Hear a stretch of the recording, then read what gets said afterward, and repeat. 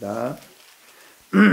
그는 허물과 죄로 죽었던 너희를 살리셨도다. 그때에 너희는 그 가운데서 행하여 이 세상 풍요를 따르고 공중의 권세 잡은 자를 따랐으니 곧 지금 불순종의 아들들 가운데서 역사하는 영이라. 전에는 우리도 다 그 가운데서 우리 육체의 욕심을 따라 지내며 육체와 마음에 원하는 것을 하여 다른 이들과 같이 본질상 진노의 자녀이었더니 긍휼이 풍성하신 하나님이 우리를 사랑하신 그 큰 사랑을 인하여 허물로 죽은 우리를 그리스도와 함께 살리셨고 너희는 은혜로 구원을 받은 것이라. 또 함께 일으키사 그리스도 예수 안에서 함께 하늘에 앉히시니. 아멘. 자, 우리 에베소서를 이렇게 하니까 여러분들이 암송하기도 좋을 것 같아요. 그죠? 그리고 이 오늘 말씀하시는 이 2장 1절부터 10절까지는 사실은 복음을 가장 결정적인 교훈으로 진리로 우리에게 진술하고 있기 때문에 너무나 귀한 그런 말씀이 되겠습니다. 특별히 우리가 이렇게 하나님의 구원을 받은 것은 4절에 있는 대로 긍휼이 풍성하신 하나님이 우리를 사랑하신 그 큰 사랑이다. 그래서 우리는 이 사랑을 받고 있는 것입니다. 이 놀라운 사랑을 우리가 사랑 때문에 우리가 구원을 받았는데 구원받은 것에 대한 설명이 5절에 살리시는 일이었습니다. 그래서 그것은 바로 1절과 3절에서 있었던 그리스도 밖에 혹은 영적으로 죽어있는 그런 상태 가운데서 하나님이 우리를 사랑하셔서 우리를 그리스도와 함께 살려주셨다. 그래서 5절은 허물로 죽은 이거는 1절과 3절을 요약한 말이고 이제 하나님이 우리에게 구원을 주신 것은 우리를 살리심으로 구원을 주셨다. 이게 5절까지입니다. 그래서 허물로 죽은 우리를 그리스도와 함께 살리신 것 이것이 바로 구원입니다. 그래서 너희는 은혜로 구원을 받았다. 이렇게 청가에서 말씀을 주셨습니다. 그래서 여기 단어가 간단하지만 이 우리의 구원의 교리를 결정적으로 요약한 말씀이 5절에 살리시고 오늘 설교할 함께 일으키시고 그리고 다음 주에 설교할 하늘에 앉히시니 세 가지 단어가 우리의 구원을 설명하는 굉장히 간단하지만 아주 중요한 단어입니다. 그래서 함께 살리시고 함께 일으키시고 함께 하늘에 앉히셨다. 다음 주에 여러분들이 우리 읽을 책을 여러분들에게 드릴 텐데 추천도서입니다. 여기 간단한데 사실은 여러분이 이거 이렇게 많이 어렵진 않아요. 근데 이 간단한 말씀인데 굉장히 유익이 돼서 또 우리에게 꼭 견인과 함께 읽어야 될 그런 책이에요. 그래서 견인하시기 때문에 우리는 아무것도 안 하느냐? 그게 아니죠. 은혜의 방편을 부지런히 써서 우리가 아름답게 그 성장하는 우리가 돼야 된다. 그런 말씀을 하면서 굉장히 그 감동적인 이분 나름대로 이제 감동적인 그런 말씀을 여기에다 썼습니다. 그러니까 성경 말씀이 얼마나 소중한지 너무너무 그러니까 오늘 여기에 함께 살리시고 함께 일으키시고 함께 하늘에 앉히셨다. 함께 살리시고 이것도 대단한 하나님의 구원 역사죠. 함께 일으키신 것도 그래서 여기 그 책에 보니까 그런 말이 있어요. 성경에 기록된 작은 쌀 한 톨 같은 내용도 역사적인 모든 기록과 앞으로 기록될 모든 책을 합한 것보다 더 값집니다. 이렇게. 그러니까 얼마나 이게 성경이 값진 말씀인가. 그래서 여기 작은 말씀 같지만은 사실은 하나하나가 너무너무 값지다. 그래서 이 세상에 이미 기록된 모든 책들, 앞으로 기록된 모든 책을 다 합해도 합한 것보다 이 작은 한 단어가 이 진리가 더 값지다. 이렇게 표현을 했어요. 굉장히 귀한 표현입니다. 자, 그래서 여러분이 오늘 읽은 구원의 가장 뒤에도 더 설명하겠습니다만은 가장 중요한 세 가지, 함께 정시온, 함께 살리시고, 그 다음에 오늘 설교할 거 함께 일으키시고, 그 다음에 다음 주에 설교할 거 함께 앉히셨다. 그래서 앉혔다, 일으켰다, 살렸다. 굉장히 단어가 간단하지만 기독교의 교리를 함축적으로 요약한 말이다. 그렇게 볼 수가 있어요. 그래서 너무너무 이 함축된 내용 하나하나가 너무 값지고, 이거를 이루기 위해서 하나님은 창세전에 계획한 것이고, 또 하나님의 아들을 보내신 것이고, 아들 안에서 이 일을 이루시기 위해서 성령을 보내주셔서 우리 안에 이 일을 이루신 거죠.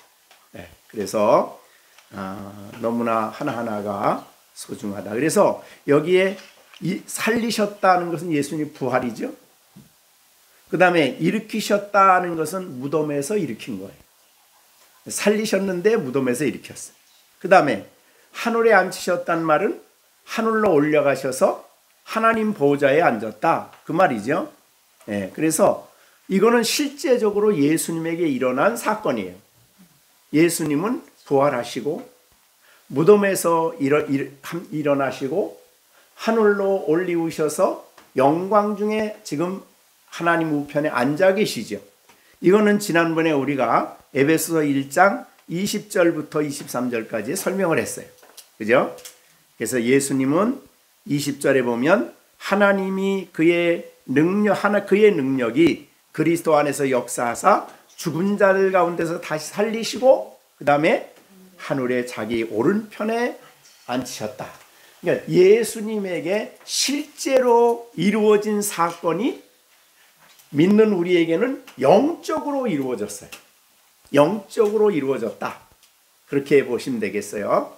그래서 이따 이제 그거는 더 설명하겠습니다만은, 영적으로 이루어지지만은 예수님이 재림하시는 날에는 우리에게도 실제적으로 이게 이루어지는 거죠. 그러나 재림하시기 전까지는 영적으로 우리에게 이루어진 사건이다. 그래서 다른 말로 표현하면 영적으로 이루어진 진리다. 그냥 성경의 이야기가 아니라 내게 이루어진 진리다. 근데 그것을 누가 이루셨느냐? 예수님을 살리시고 일으키시고 하나님에 앉히신 하나님의 능력이, 지극히 크신 능력이 그 일을 우리 안에 영적으로 하셨다는 거죠. 그게 복음입니다. 그런데 이거를 우리에게 하나님이 하실 때에 이미 하나님은 이 일을 하시기 위해서 창세전에 그리스도 안에서 계획하신 일이죠. 그 일을 이루셨다. 이렇게 보면 되겠습니다. 그래서 오늘은 함께 뭐 한다고요? 일으키셨다는 진리를 설명할 거예요. 여러분이 오늘 설교 제목 주보에 뭐라 그랬어요? 설교 제목 보면 함께 일으키심. 그거 설명하려고 그래요. 자, 그거를 설명하는데 대개 세 가지 내용으로 설명을 하려고 합니다. 첫째, 이 함께 일으키심이 어떻게 우리에게 가능해졌느냐? 그건 첫째는 함께. 그걸 이제 우리는 좀 신학적인 용어로는 연합되었다. 그걸 이제 이따가 설명을 하겠습니다. 연합되었다는 말이 다른 말로 표현되면 그리스도 안에, 이런 뜻이에요. 그러니까 안에, 연합, 함께. 이거는 같은 내용을 설명하는 겁니다. 자, 그래서 연합이라는 이 사건 속에서 혹은 그리스도 안에서 우리를 연합시켰기 때문에 이 예수님에게 일어난 육체적으로 일어나는 사건이 우리에게는 영적으로 이루어졌다. 이것이 이제 첫 번째고, 두 번째는 그러면 일으키심을 받은 사람이 두 번째는 또다시 옛날로 돌아갈 수 있냐? 그때로 돌아갈 수 있냐? 네, 들어갈 수 없죠. 우리가 일으키심을 받는 현실의 나는 어떠하냐? 그걸 이제 두 번째 설명을 하고, 세 번째는 이 영적으로 함께 일으키심을 받은 사람들에게 나타나는 두드러진 삶의 특징 중에 특별히 무엇이 있을까? 그러니까 일으키심을 받은 사람은 자, 이 세상에 신앙인들은 안 믿는 여기 그때에 속한 사람들은 일으키심을 받은 사람들의 상황과는 전혀 다르죠. 그때에 있는 사람 어떤 사람이에요? 영적으로 죽은 사람은 살아있어서 일으키심을 받고 살아가는 사람하고는 전혀 다릅니다. 전혀 다르죠. 그러니까 여러분 거듭나서 일으키심을, 영적으로 거듭나는 게 부활이거든요. 영적 다시 살리셨다, 부활인데, 영적으로 새 생명을 얻고 거듭나서 일으키심을 받고 살아가는, 또 더 나아가서 하나님 안에서, 그리스도 안에서 하늘에 앉아서 하나님과 교제하며 살아가는 삶과는 너무너무 다릅니다. 근데 그 영향력이, 그러니까 여기 살리심을 받고 일으키심을 받고 하늘에 앉아 있어 살아가는 그 영향력이 우리에게 강력하게 영향력이 미치죠. 네, 엄청난 영향력입니다. 힘입니다. 그래서 우리를 놀라운 하나님의 사람들로 살아가도록 하신다 그 말이죠. 굉장하죠. 그래서 이 성경의 진리는 영광스럽고 놀라운 진리다. 깜짝 놀라야 돼요. 자, 오늘 이 말씀을 듣고, 자, 우리가 함께 어떻게 됐다고요? 살리심을 받고, 또 함께 일으키심을 받고, 함께 하늘에 앉으신 이 진리는 깜짝 놀랄만하고 더군다나 하나님의 백성이 누리는 영광스러운 진리다 그랬습니다.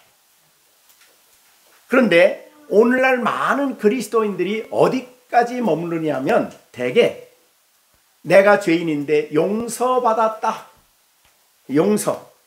또 용서받은 것도 확실하질 않아. 그래가지고 그게 희미해. 그런데 우리가 구속함을 받은 것하고 날마다 용서받는 것하고는 다른 문제입니다. 구속은 죄 용서를 받는 구속은 단번에 우리가 이 땅에 살면서 죽을 때까지 모든 죄가 다 용서된 거죠. 그걸 구속이라 그래요. 그 구속받은 사람은 이 땅에 살아가면서 죄 안 짓나? 죄 짓죠. 그래서 그 날마다 짓는 죄는 씻음받고 용서받아야 되는데, 그 일을 위해서 하나님께서 열린 샘을 두셨죠. 스가랴 13장 1절에 뭐라 그랬어요? 하나님이 그날이 되면 하나님께서 어떻게 한다고요? 죄와 더러움을 씻는 열린 샘을, 씻는 샘을 예루살렘과 이스라엘 주민을 위해서 열어주신다는 거죠. 그죠? 우리 주제가 되는 열린 샘도 모두 외우면 좀 그렇죠? 자, 우리 다시 한번 그러면 스가랴 한번, 여러분 주보에 있잖아요. 주보에 써놓던 것 같던데, 그죠? 네? 빠졌어 이거는? 주제가 빠졌네. 자, 우리 그날에는 한번 해볼까요? 스가랴 13장 1절. 그날에는 죄와 더러움을 씻는 샘이 다윗의 족속 예루살렘과 주민을 다윗의 족속과 예루살렘 주민을 위하여 활짝 열린다. 거기 다윗의 족속과 예루살렘 주민은 오늘날 신약시대 성도들이에요. 우리를 위해서 하나님이 샘을 열어주셨어. 그 샘에서 물을 퍼가지고 우리의 죄를 씻고 더러움을 씻어야 돼. 그게 바로 예수님의 십자가에서 흐르는 보배로운 피죠. 그건 날마다 우리에게 필요한 거예요. 그래서 이것은 요한일서 1장 9절에 있는 것처럼 만일 우리가 우리 죄를 자백하면 저는 미쁘시고 의로우사 우리 죄를 사하시며 우리를 모든 불의에서 깨끗게 하신다. 이게 바로 이제 날마다 우리에게 필요한 거죠. 근데 그 사람은 구속은 얻었어요. 구속. 단번에 다 용서가 돼서 하나님과 화목이 됐지만 하나님 백성으로 날마다 살아가는 동안에 짓는 죄가 우리를 더럽히게 하기 때문에 그거는 용서를 받고 씻음을 받아야 된다. 여기까지. 자, 그러면 구속함을 받고 하나님 백성이 되었는데 죄를 져. 요거를 로마에서 해서 어디에서 다루죠? 로마서 6장, 7장. 그렇죠? 6장, 7장에 여기에서 다뤄요. 그래가지고 특히 7장에서 많이 다루죠. 예, 그래서 7장에서 무슨 얘기를 하죠? 우리가 원함은 있지만은 행함이 없어. 왜? 우리의 육신에 죄가 활동하고 있기 때문에 그렇습니다. 그래서 우리는 고민이 되죠. 갈등이 되죠. 그것이 로마서 7장 마지막 절까지의 오호라 나는 곤고한 사람이로다. 누가 나를 사망의 몸에서 건져내랴. 여기까지 탄식이죠. 그죠? 그것이 이제 로마서 6장 7장까지 내용이에요. 그러나 이 탄식으로 끝나면 절망적이죠. 그리고 다른 많은 사람들이 사실은 6장 7장의 고민을 가지고 있기 때문에 로마서 3장의 구속이 희미해요. 왜? 죄를 또 졌으니까. 로마서 3장에 속죄함을 얻고 칭의를 받은 사람은 죄 안 짓나? 아니야, 죄를 져. 그게 바로 6장 7장이라고 그랬어요. 로마서. 그런데 이제 근데 8장으로 넘어가야 되는데 이걸 못 넘어가는 거예요. 많은 사람들이. 그래서 나는 곤고한 사람이다라고 말하고 무슨 고백을 하냐면 예수님을 얘기해요. 7장 25절 마지막에 주 예수 그리스도로 말미암아 감사한다. 왜냐하면 그 안에서 나는 정죄함이 없다. 18장 1절. 자, 그래서 안 믿는 사람은 정죄함을 받아요. 그런데 믿는 사람은 정죄함이 있나요, 없나요? 왜? 구속함을 얻었기 때문에. 그러면 믿는 사람이 죄를 지으면 정죄를 받나요? 아니면 죄를 지으면 하나님을 슬프게 하나요? 그거 문제예요. 그러니까 정죄를 당하지 않아요. 한 번 구속함을 얻은 사람은 정죄가 다시 없다는 것이 로마서 8장 1절이에요. 그죠? 그래서 이제 그리스도 예수 안에 있다. 거듭난 사람이 예수 안에 있는 자에게는 결코 정죄함이 없다.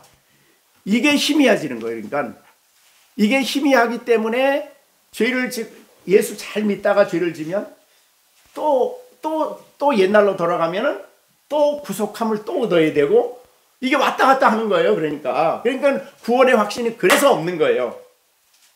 사실은 로마서 6장 7장에 그리스도인이 살아가는 동안에 죄와 싸움이 있고 또 사탄의 유혹이 있기 때문에 넘어지고 범죄했을 때 로마서 8장 1절에 가서 딱 거길 붙잡아야 되는 거예요. 그래야 정죄를 안 당해. 그죠? 그리스도 안에 있는 자에게는 결코 뭐가 없어요? 정죄함이 없다 그랬는데 또다시 정죄를 받아. 그래서 정죄가 뭐예요? 지옥 가는 거죠. 내가 구원 받았나? 내가 하나님 나라 갈까? 이게 또 희미해져. 또 희미해지면 하나님 또 죄를 자복해. 그러고 난 다음에 내가 용서받았어. 그러다가 또 죄지면 또 원점으로 또 들어가요. 그래서 한국교회는 이 8장 1절을 붙잡지 못하기 때문에 계속 왔다 갔다 하는 거예요. 그 전에 제가 어느 장로 되실 분들을 시치하는 데서 한 얘기 잠깐 들었죠. 예배 끝나고 다 끝나고 났는데 그 장로 될 분이 저를 붙잡고 목사님 나는 늘 죄를 짓는데 구원 받았나요? 안 받았나요? 용서 받았나요? 안 받았나요? 이렇게 물어보는 거예요. 그게 힘이야. 그러니까 예수를 믿으면 그리스도 안에서 죄 사함을 얻었다는 의미는 구속을 받았다는 거예요.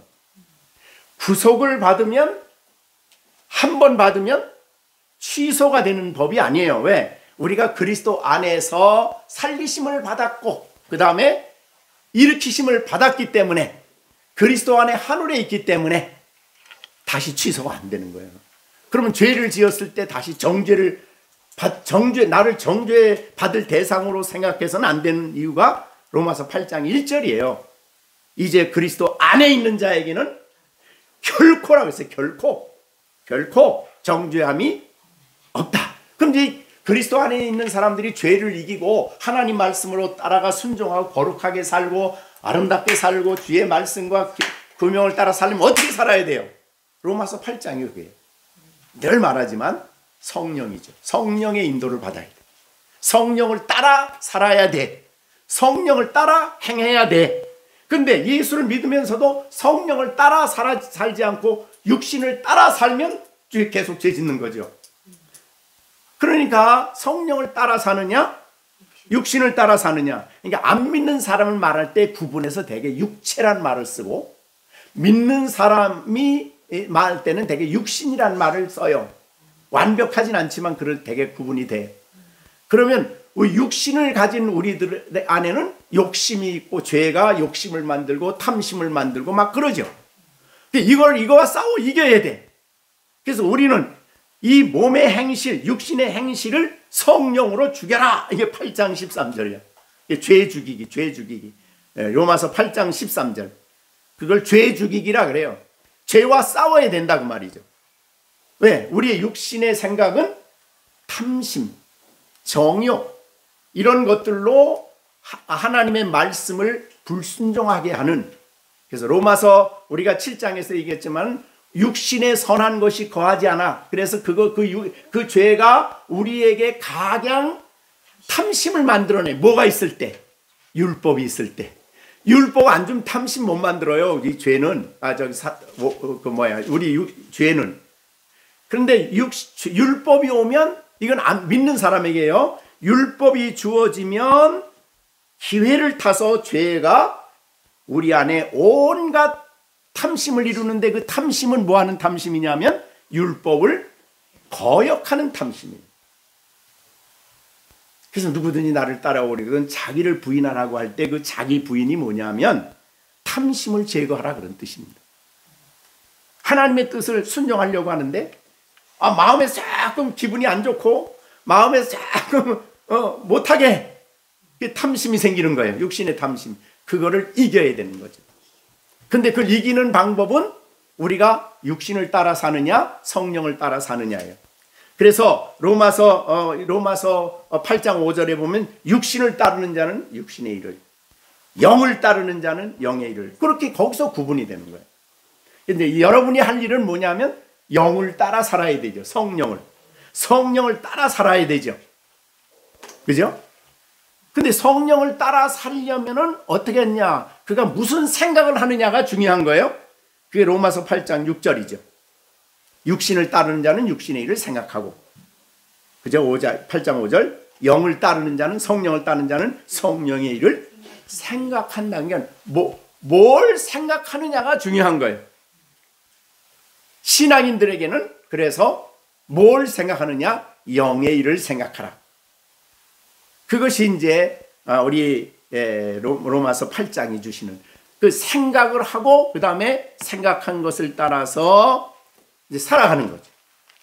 그래서 로마서 5장에 아주 이거는 자세히 주석을 했어요. 로마서 5장에 보면은 육신의 탐욕은 성령을 거스려. 우리 안에 성령이 계시죠? 성령은 육체를 거스려. 둘 사이에 싸움이 있는 거예요. 우리 안에는. 믿는 사람 안에는. 안 믿는 사람 안에는 있을까요? 없을까요? 없어요. 안 믿는 사람은 그런 갈등 없어. 그냥 하고 싶어 하는 거지. 할 능력이 없어 안 하는 거지. 할 능력만 있으면 별짓 다 하는 거죠. 사회 규범상 그게 나쁘다고 인정이 될 때는 나쁜가 보다 그러지만은 그것도 자기가 잘 설득해 놓으면은 그 사람에게는 문제가 안 돼. 네, 그렇게 행동하는 거죠. 그러니까 하나님 거듭난 사람하고, 그러니까 여기 우리가 에베소서 이 2장 1절과 3절 속에 있는 사람하고 거기서 구원받은 사람하고는 너무너무 차이가 나는 거예요. 근데 여러분은 어떤 사람이야? 1장 3절에 머물러 있는 사람이 아니라 에베소서 2장 1절 3절이 아니라 여러분들은 에베소서 2장 어디에요? 5절, 4절, 5절, 6절, 7절 막 이런 데 여기에 있는 사람들이죠. 그러니까 우리가 예수를 믿었다는 것은 단순히 죄의 용서를 받았다는 여기 차원에 머무르면 안 된다 이거죠. 예? 엄청 놀라운 그래서 이것을 그리스도인들에게는 이 진술이야말로 결정적인 진리다. 그래서 결정적인 진리다. 얼마나 중요한 진리인지 몰라요. 그래서 자, 그래서 요 구원을 하나님이 계획하셨다는 걸 설명한 것이 에베소서 1장 1절부터 14절이에요. 그리고 그 구원을 구체적으로 설명한 것이 2장 1절부터 10절이에요. 에베소서. 그러니까 여러분 그런 생각을 가지시고 오늘 함께 일으키셨다 하는 이 말 여러분이 잘 마음에 새기셔야 된다 그 말이죠. 그러면 언제 우리가 일으키심을 받았을까? 언제? 어떻게? 자, 그거를 설명해 준 것은 골로새서 2장입니다. 골로새서 2장 12절. 골로새서 2장 12절. 너희가 세례로 그 말은 성령의 역사로 거듭나는 사람을 연합된 성령이 우리 안에 오셔서 우리를 거듭나게 할 때를 세례라 그래요. 성령이 우리 안에 오시는 부분에 대해서 이거는 물 세례를 말하는 거 아닙니다. 성령의 세례. 성령의 세례인데 이 세례에 대해서 우리에게 보여준 것이 조금 어렵긴 한데 고린도전서 12장 13절이에요. 고린도전서 12장 13절. 우리가 유대인이나 헬라인이나 종이나 자유인이나 다 한 성령으로 세례를 받아 한 몸이 되었고 또 한 성령을 마시게. 우리 세례라는 것은 우리를 그리스도에게 연합시키는 거예요. 성령 우리를 거듭나게 하셔서 그리스도에게 속하게 하는 것이 세례. 그래서 다시 이제 골로새서로 넘어갑니다. 2장 12절. 너희가 세례로 그리스도와 함께 장사됐죠. 자, 예수님의 죽으심과 부활이 우리에게 영적으로 이루어지는 일이에요. 세례로 그리스도와 함께 장사되고 그 죄에 대해 장사되면 어떻게 돼요? 사람이 죽어서 장사 지내면 완전히 죽는 거죠. 그러니까 되게 지금 병원에 가면은 사람이 돌아가시면 적어도 24시간 전에는 장례식을 못해요. 혹시라도 살아날까 봐서. 그런데 이제 완전히 죽었다 그러면 3일 24시간이 넘어서 완전히 죽었다고 판정이 되면은 장례식을 해요. 그래서 그리스도와 함께 장사 지냈다란 말은 삶이 완전히 끝났다는 말이에요. 완전히 죽었다는 거예요. 그래서 너희가 죽은 거예요. 너희가. 이 어떤 게 죽은 거예요? 죄 가운데 살던 나는 죽었다. 그러니까 에베소서 2장 1절과 3절을 설명하는 거예요. 자, 우리는 장사 지냈어요. 장사 지내면 관계가 완전히 끝납니다. 늘 제가 그래서 비유를 드는 게 뭐냐면 내가 시온이한테 빚을 1억을 졌어. 빚. 그런데 빚 졌는데 빚진 사람은 내가 이제 빚쟁이죠. 시온이한테 빚쟁이잖아요. 그래서 내가 어느 날 딱 죽었어. 그럼 어떻게 돼요? 내가 죽은 사람한테 가서 야, 빚 내놔. 그럴까요? 할 수가 없어요. 관계가 완전히 끝난 거예요. 그래서 예수 그리스도와 함께 장사 지냄으로 말미암아 죄는 더 이상 나에게 와서 야, 너 내 종이야. 사망이 와서 내 종이야. 이거 못해요. 왜? 완전히 죽어서 장사 지냈기 때문에. 굉장히 중요한 진리입니다. 그래서 더 이상 우리는 죄의 종이 아니다라는 말을 하는 거예요. 사망의 종이 아니에요. 이제 죽었기 때문에 완전히. 이거는 영적으로 죽은 거예요. 그러니까 여기서부터 예수님의 육신적으로 되어진 일은 우리에게는 영적으로 되어진 일이라 이 말이죠. 자, 그것이 바로 이제 12절입니다. 장사되고, 그 다음에 죽은 자들 가운데서 그를 여기에 일으킨다는 말이 나와요. 죽은 자들 가운데서 그를 일으키신 하나님의 역사. 일으키신 분은 하나님의 역사예요. 이건 에베소 아까 우리가 1장에서 설명한 거예요. 이거는 하나님의 능력 아니고는 죽은 자를 살릴 수가 없어요. 자, 예수님이 이 땅에 오셔서 죽은 사람 살린 사람이 어디 있어요? 성경에 나사로 살렸죠. 딴 사람이 가서 나사로야 일어나라 그러면 나사로 일어날까요? 안 돼요. 예수님의 신성을 보여준 대표적인 예입니다. 하나님만이 죽은 자 살려요. 그러면 허물과 죄로 죽은 자를 살릴 수 있는 것은 하나님의 능력 외에는 없어요. 이 세상에. 그래서 여기에 하나님이 골로새서에 보면 하나님이 하나님의 역사를 믿음으로 말미암아 이제 죽은 자들이 살아난 거예요. 죽은 자들을 그 가운데서 일으키신 하나님의 역사, 그거를 믿으면 어떻게 돼요? 역사를 믿을 때 그 믿는 사람 안에서 함께 하나님이 그를 일으키시는 거예요. 자, 그럼 우리가 언제 우리가 일으키심을 받았을 것 같아요? 예? 예수님이 복음을 믿을 때죠. 그죠? 그래서 여기에 하나님의 역사를 믿었다는 게 뭐예요? 예수님이 죽으시고 3일 만에 부활하신 이 사실을 내가 믿음으로 받아들일 때, 그죠? 하나님의 그 부활의 역사를 믿을 때 그 말이죠. 역사를 믿음으로 말미암아 그리스도 안에 우리를 있게 하시고 함께 일으키신 거예요. 자, 그래서 이거 순서를 보세요. 죽은 사람을 일으켰다는 거예요. 그러면 일으키기 전에 그 중간에 뭐가 있을까요? 살아나는 게 있죠. 부활이에요. 부활. 그러니까 죽었다, 부활했다, 일으켰다. 이렇게 되는 거예요. 순서가.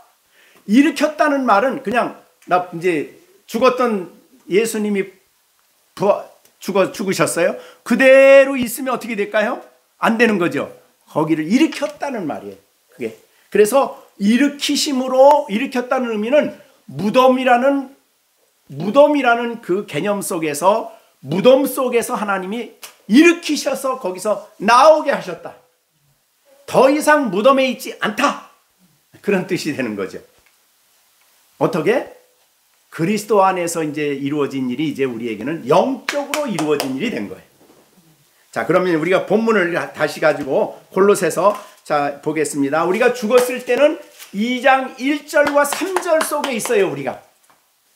우리가 그래서 내 마음이 원하는 대로 해. 내가 하고 싶은 대로 해. 그 다음에 거기 있을 때 어떻게 돼요? 원수 마귀가 이끄는 대로, 종이니까, 그죠? 세상의 유행에 이끄는 대로. 그게 풍조죠. 뭐 어떤 거 구분을 못해. 그냥 거기 끌려가는 거야. 근데 거기로부터 하나님이 우리를 어떻게 했다고요? 영적으로 부활하게 하신 다음에 살리셨어요. 일으키셨어요. 거기서 일으켰대. 거기서 어둠이라는 무덤 속에서 일으켜 나오게 하셔서 빛 가운데 있게 하듯이 하나님께서는 우리를 그 어둠이라는 이 1장과 1절과 3절에서 살리는 데 끝인 게 아니라 거기서부터 일으키셨어요. 어디로 일으켰을까요? 밖으로, 무덤 밖으로 나오게 하셨어요. 그래서 일으키셔서. 그럼 우리에게 이것이 영적으로 적용된 뭐예요? 우리는 이제 빛 가운데 있다. 더 이상 어둠에 있지 않고 빛 가운데 있다. 더 이상 원수 마귀가 통치하는 나라에 있지 않고 아들의 나라로 우리가 옮겨져서 아들의 다스림과 통치 속에 우리가 있는 거죠. 자, 요거를 골로새서 1장에서는 어떻게 설명했나 보세요. 또 우리 골로새 1장 13절입니다. 골로새서 1장 13절. 그가 하나님이 우리를 흑암의 권세에서 건져내셔서 일으키신 거예요. 일으키셔서 얼로 일으키셨어요? 어디로 일으키셨어요? 아들의 나라로 우리를 일으키신 거예요. 아들의 나라로. 그래서 우리는 아들의 나라에 지금 있는 거예요. 지금.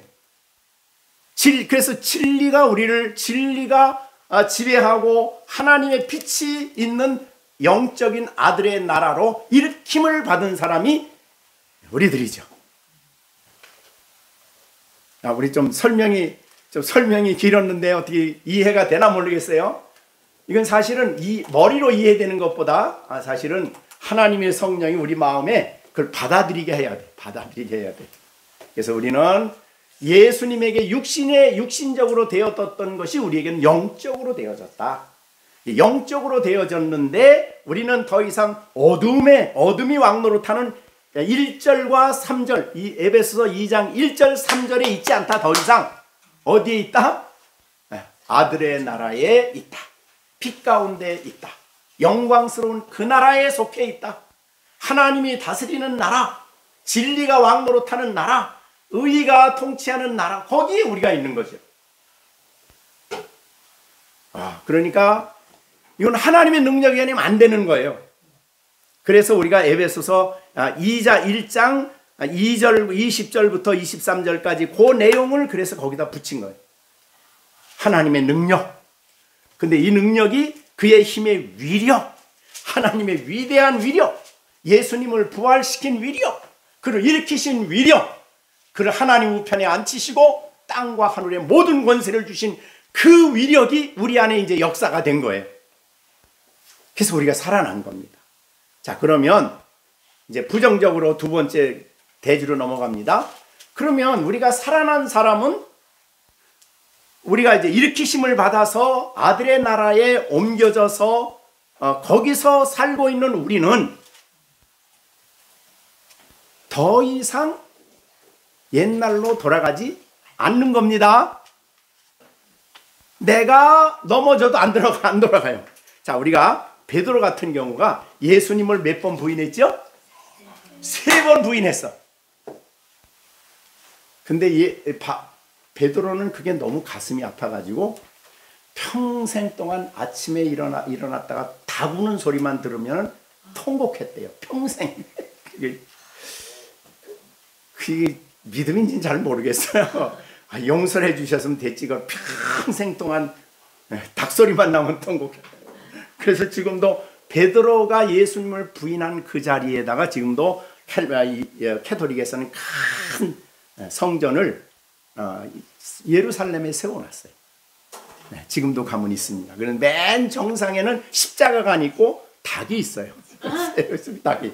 그걸 가서 볼 수 있는데, 그렇습니다. 자, 그러면 우리가 이제 분명히 알아야 될 것은 일으키심을 받은 우리는 완전히 이제 옛날의 체계와는 완전히 단절된 겁니다, 이제는. 그죠? 장사 지내서 거기서 죽고 다시 살아났으니까 영적으로 살았었기 때문에 더 이상 우리는 옛날에 속하지 않는다는 거예요. 더 이상 우리는 죽어 있지 않아요. 죽었다 살았다 하지 않습니다. 굉장히. 근데 우리가 이제 이렇게 말하면 조금 이제 걸리는 성경이 있어요. 그게 뭐냐면 로마서인데요. 로마서 8장에 가보면 이런 말씀이 있거든요. 거기에 이제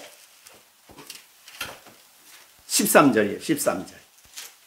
8장 13절. 너희가 육신대로 살면 3장 13절이 8장 13절. 육신대로 살면 어떻게 된다고요? 반드시 죽는다는 이 단어가 나오는데 이걸 우리가 어떻게 해석해야 되느냐? 이 말은 해석이 좀 필요한 단어예요. 자, 우리는 그래서 성경을 우리가 볼 때에 아주 분명한 해석이 있으면 조금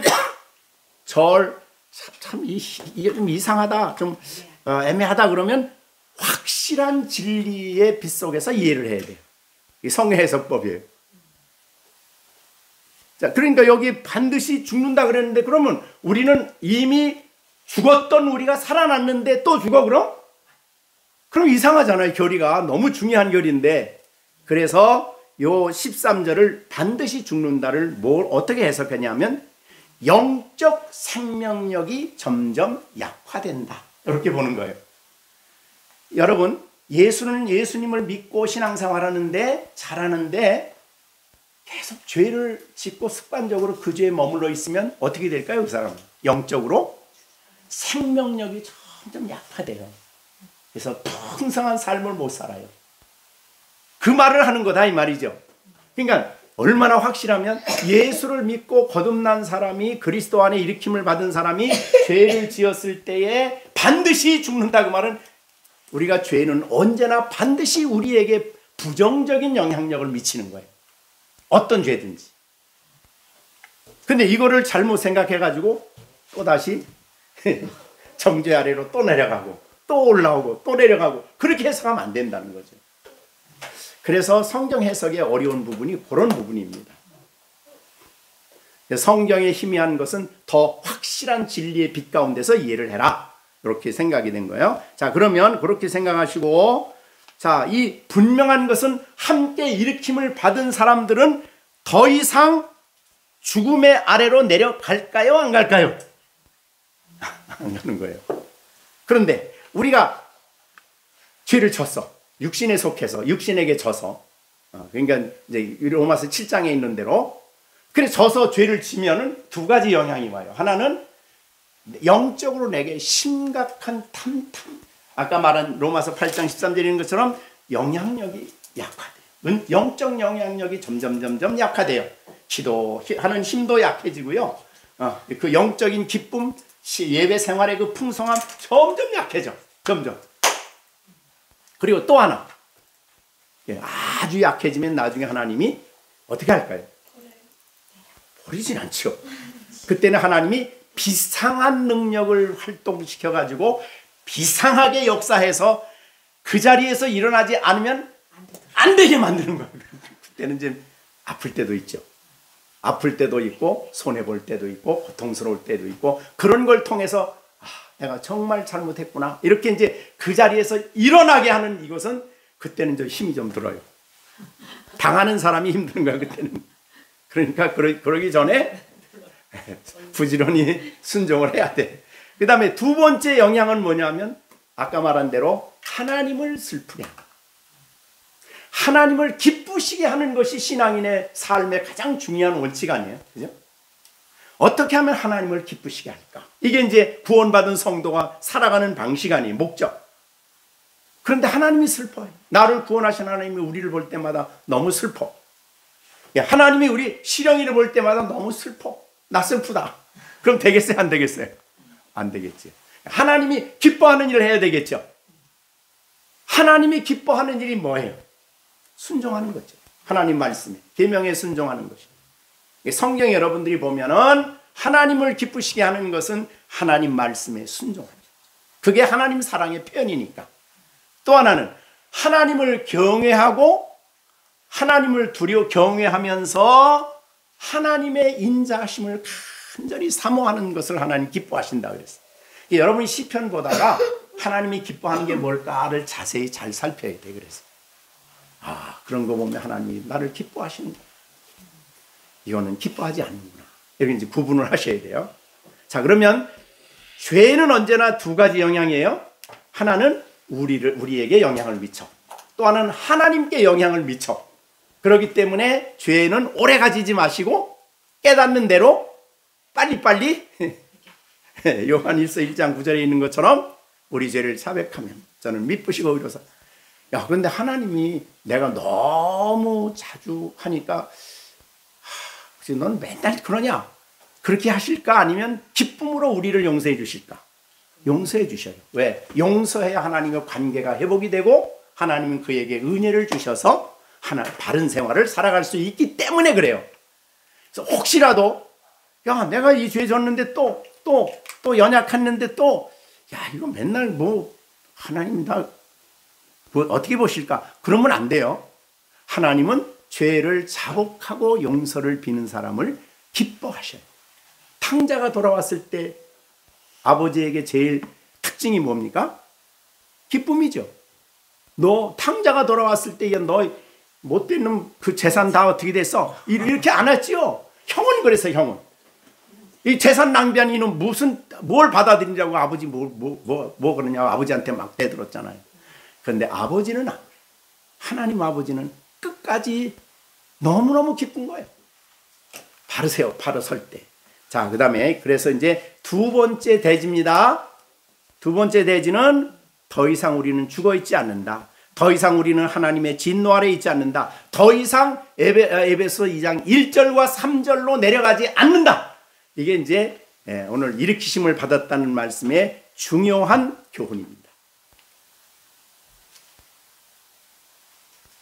자, 그 다음에 이제 세 번째 우리가 적극적인 교훈을 좀 들어야 되겠는데, 그럼 하나님께 일으키심을 받은 사람들에게 나타나는 특징이 뭘까?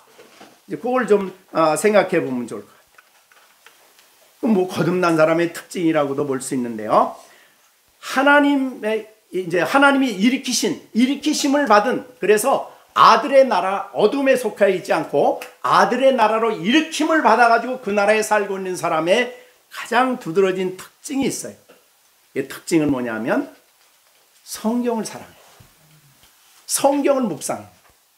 왜? 그것이 하나님과 교제할 수 있는 통로이기 때문에. 그래서 성경을 기뻐해요. 그런데 이거 안 믿는 사람은 절대 안 하는 거예요, 이건. 근데 거듭나지 않은 사람은 절대 싫어하는 거예요. 그런데 거듭난 사람은 성경을 피고 묵상하고 성경 말씀을 해석하는 설교를 듣기를 원하고 그 말씀을 마음의 기쁨으로 받아들이고 간직하고 하나님 말씀을 묵상하는 일을 기뻐하여. 누가? 일으킴을 받은 사람은. 야, 그래서 말이죠. 우리가 그 시편 1편에 뭐라고 그랬죠? 복 있는 사람은 그렇게 시작을 해가지고 이 두 번째 절에 뭐라고 그랬죠? 복 있는 사람은 여호와의 율법을 즐거워하여. 즐거워하는 거예요. 이게 구원받은 사람이 즐거워하여. 어떻게 그 다음에 그야 율법을 주야로 묵상하는데 그 사람은 어떻게 돼요? 그가 시냇가에 심은 나무가 철을 따라 열매를 맺으며 잎사귀가 마르지 아니한 같아. 안 말라. 그 영혼이 마르질 않아. 예. 말씀이 그에게 영적인 샘물을 공급하기 때문에 그래요. 그래서 예수님이 주시는 샘물에 대해서 이렇게 얘기했죠. 내가 주는 물을 마시는 자는 영원히 어떻게 해요? 목마르지 아니하리니 내가 주는 물은 그 속에서 영생하도록 솟아나는 샘물이 되리라. 그러니까 예수님 말씀을 통해 주님과 교제를 시작한 사람은 목마르질 않아요. 그 안에서 풍성해. 그 안에서 충만해. 특히 하나님의 성품이 내게 알려졌을 때, 하나님의 사랑이 내게 알려졌을 때 그 안에서 행복해요. 그러니까 신앙인의 행복은 자, 너 시준이 행복해라 그렇게 해서 행복해지는 게 아니라 하나님의 사랑 안에서 행복한 거예요. 하나님의 그 긍휼 안에서 행복한 거예요. 하나님의 위대하신 그 은총 안에서 행복한 거죠. 네, 그것이 없으면 행복이 뭔지를 몰라. 네, 배 시큰 먹어서 배가 뚱뚱해야 나 행복하다. 그 행복이 아니구나. 자, 그래서 하나님의 말씀을 사랑하고 하나님 말씀을 통해서 하나님과 교제하고 그 다음에 말씀 안에서 말씀을 통해 하나님과 기도하는 일을 힘쓴다.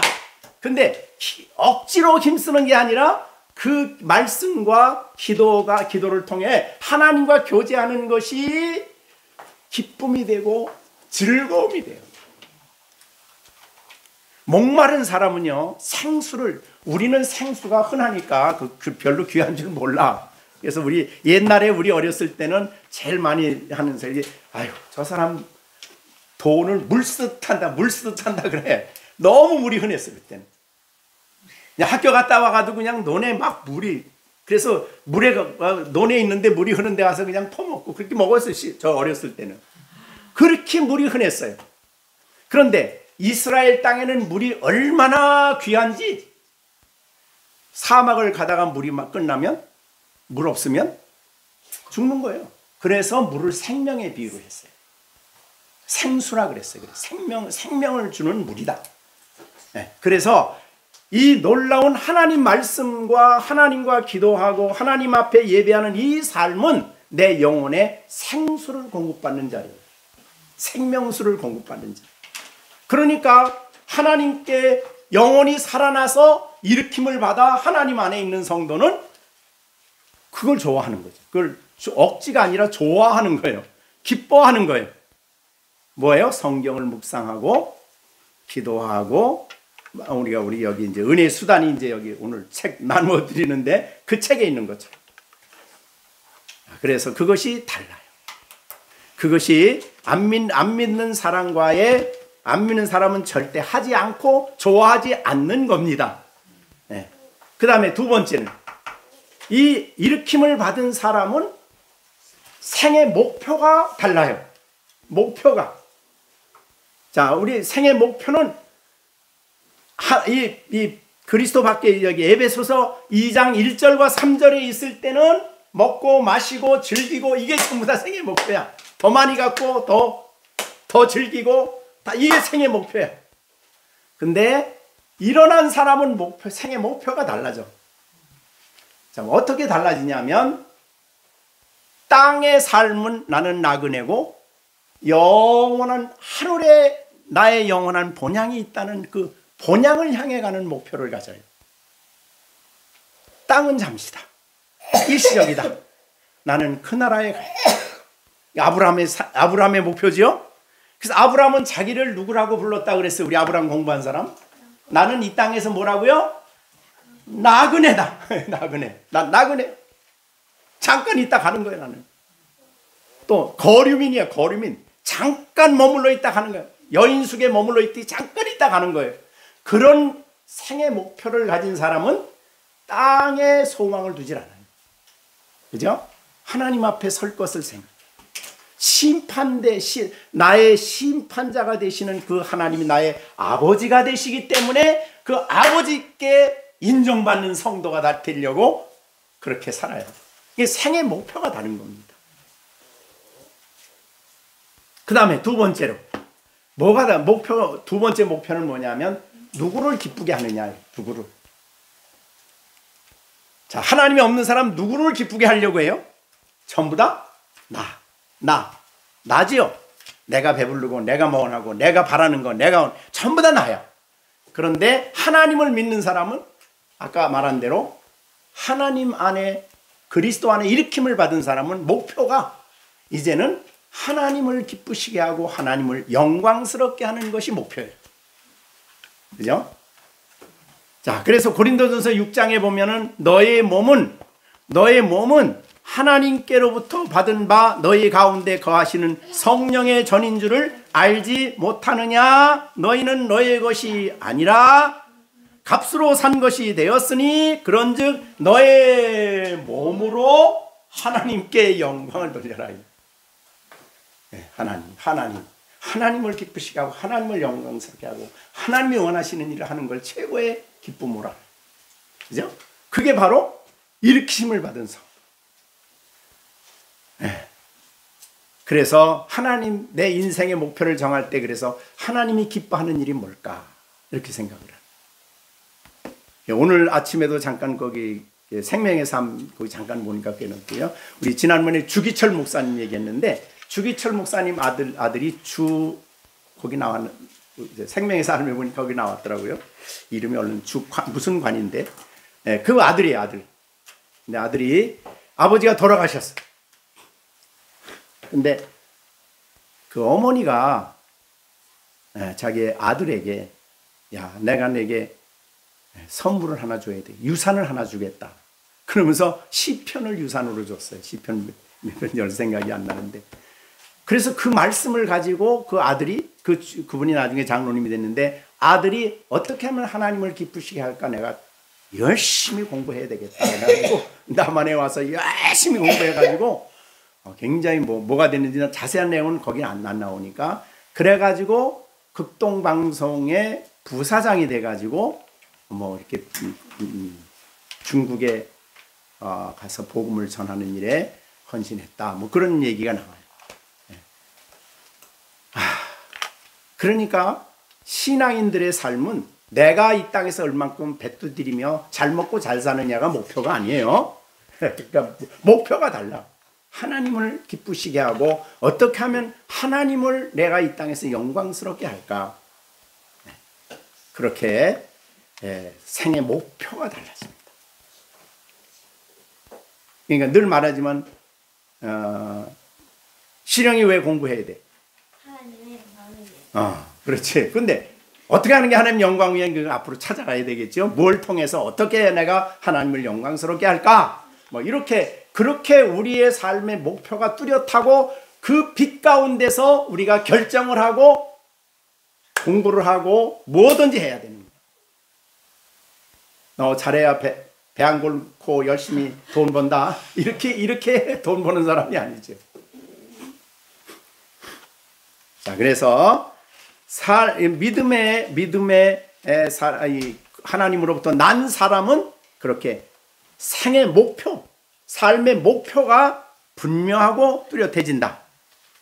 네, 그렇게 볼 수가 있겠습니다.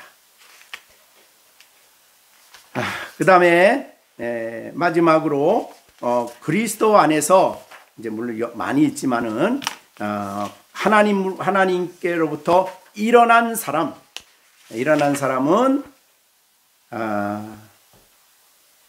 다른 교회 안에서 다른 성도들과 교제하기를 원한다. 그렇게 되어 있습니다. 요한일서 3장 14절. 우리는 형제를 사랑함으로 사망에서 옮겨 생명으로 들어간 줄을 알거니. 그러니까 형제 안의 교제가 너무나 중요한 것입니다. 그러니까 형제 안에 서로 교제하는 가운데서 사랑을 실천하고 그렇게 함으로써 우리가 사망에서 옮겨 영생에 들어간 줄을 안다. 그러니까 사망에서 옮겨서 일어나서 영생에 들어가 있는 사람은 형제를 사랑하게 됩니다. 그냥 형제가 아니죠. 그리스도 안의 형제.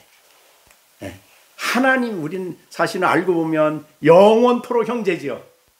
땅에서만 형제가 아니잖아요. 그죠? 영원한 형제입니다. 땅에서 형제는 흩어질 수도 있고 그렇지만은 하나님 안에서의 형제죠. 그래서 서로 사랑 가운데서 격려하고 위로하고 말씀 안에서 서로 교제하고 그렇게 살아간다. 자, 오늘 그래서 일으키심을 받았다는 이 진리를 오늘 강조해서 말씀을 드렸습니다. 자, 여러분, 내가 일어난 거 아니죠? 그리스도와 함께. 그죠? 자, 우리가 예수 그리스도 안에 있기 때문에 그리스도의 몸의 일으키심이 나의 일으킴이 된 거죠. 이걸 누가 하셨느냐? 하나님이 그 능력으로 우리를 일으키셨다. 그래서 우리가 받은 우리들은 더 이상 죽음의 자리에 있지 않고 멸망의 자리에 있지 않고 의롭다함을 얻고 정죄함이 없는 하나님 나라의 삶, 하나님과 함께 사는 영적인 삶을 우리가 살아가고 있고, 그런 사람의 특징은 바로 하나님 말씀, 기도 이런 일에 즐겁게 그 일을 감당하고 살아가며 생의 목표가 달라지고 교회 생활을 소중하게. 그래서 우리가 이것도 은혜의 수단을 보면 알겠지만은 우리는 대개 은혜의 수단 그러면 말씀, 기도, 성례잖아요. 근데 성례란 말을 여기는 안 하고 성례보다는 교회 생활로 바꿨어요. 그만큼 이제 믿는 성도들 사이에 서로 사랑하고 아끼고 돌보고 사랑으로 감싸고 이게 너무너무 중요하다 하는 것을 우리에게 알려주셨죠. 그래서 여러분 유익이 될 겁니다. 그럼 가장 교회의 기초는 어디예요? 기본, 교회의 가장 기초, 기본. 가정이죠, 가정. 가정이 기본이죠. 그 다음에 가정들이 모여서 교회를 이루는 거죠. 그래서 공동체를 이루게 되는데, 그렇기 때문에 가정이 교회에 흠이 없어야 되고 사랑이 있어야 되고 그게 가정이에요. 그래서 우리가 마태복음에 내 이름으로 왜 두세 사람이에요? 둘은 누구예요? 부부. 그 다음에 셋은 거기 아들의 하나, 자식이 하나죠. 근데 하나는 아니지요. 더 넘을 수도 있는 거지만은 어떻든 가장 기본이 가정입니다. 그래서 에베소서 이제 나중에 에베소 교회론에 들어가면 에베소 이제 6장에서 그걸 굉장히 강조해요. 그 다음에 가정들이 모여서 교회를 하나님을 섬기는 그런 공동체가 되는 것이고, 그러니까 신앙인의 가정은 그래서 행복해야 되고 복돼야 돼요. 네. 거듭난 사람이니까 눈에 보이는 천국이 바로 가정입니다. 눈에 보이는 천국. 자, 우리 여기는 하나지만은 정시준, 정시원 가정이 하나님 나라예요. 예? 하나님이 계시고 하나님의 그 은총이 나타나고 성품이 드러나고 너무 아름다운 것이죠. 가정이, 신앙인의 가정은. 그래서 이해하고 돌보고 채워주고 감싸주고 부족한 거 채워주고 사랑 가운데서 아름답게 살아가는 것이 교회다. 기도하고 기도하겠습니다. 자, 우리 주신 말씀 생각하시면서 제가 이렇게 하나님의 능력으로 함께 그리스도와 함께 일으키심을 받았는데, 일으키심을 받은 사람으로 육신을 따라 살지 않게 하시고 하나님의 성령의 인도를 따라 살아가게 하여 주십시오. 우리 다 같이 주신 말씀 생각하시면서 기도하는 시간 갖겠습니다. 기도하겠습니다. 은혜로우신 아버지 하나님, 오늘도 저희들에게 귀한 시간 주셔서 하나님 말씀을 듣게 하셨습니다. 부족하지만은 이 말씀을 전하는 종을 생각할 때에 너무나도 부족하기 짝이 없습니다. 하나님의 은총 가운데 내 안에 역사가 일어나게 하시고 하나님의 놀라우신 일으킴을 받은 자로서 살아갈 수 있도록 하나님 역사하여 주시옵소서. 아버지 하나님, 날마다 아버지 하나님, 나의 가정생활과 나의 모든 아버지 교회 생활 속에 진정한 사랑이 있게 하시고 섬김이 있게 하시고 아버지 말씀을 묵상하며 아름답게 신앙생활할 수 있도록 하나님 역사하여 주셔서 진정으로 일으키심을 받은 자로서 살아갈 수 있도록 성령님 역사하여 주시옵소서. 전능하신 주님께 모든 것을 부탁드립니다. 우리 열린샘교회 가정이 두 가정이지만 그러나 이 가정들 속에 하나님 역사하여 주시고 성령으로 함께하여 주시며 일으키심을 받은 아이들까지 한마음 한뜻이 되어 주님을 높이며 주님을 기쁘시게 하며 하나님 안에 살아가는 복된 가정이 될 수 있게 하여 주시옵소서. 예수님의 이름으로 기도하옵나이다. 아멘. 이제는 우리 주 예수 그리스도의 은혜와 하나님 아버지의 사랑과 성령의 교통하심이 하나님의 능력으로 우리를 일으키셔서 하나님의 은총 안에 살게 하신 그 은혜를 감사하며 일으킴을 받은 자로 살 것을 다짐하는 우리 가운데 이제로부터 영원토록 함께 계실지어다. 아멘.